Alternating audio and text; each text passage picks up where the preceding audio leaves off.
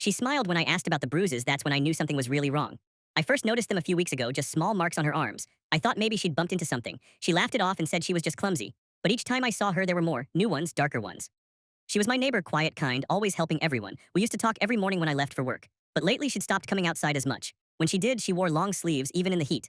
One evening, I caught her taking out the trash and I finally asked, "Hey, are you okay? What happened to your arm?" She hesitated, then gave this small, almost rehearsed smile and said, "Oh, it's nothing, I'm just clumsy." But her eyes told a different story. That's when I knew it wasn't nothing, it was fear. Later that night, I heard shouting through the wall, a man's voice. Then a crash. I froze, listening, heart pounding. I wanted to call someone, but what if I was wrong? The next morning, her window was shattered and she was gone. I called the police. Turns out she'd finally left him that night after months of hiding bruises and pretending everything was fine. They found her safe at her sister's place 2 days later. When she saw me again, she said, "Thank you for asking. No one else ever did."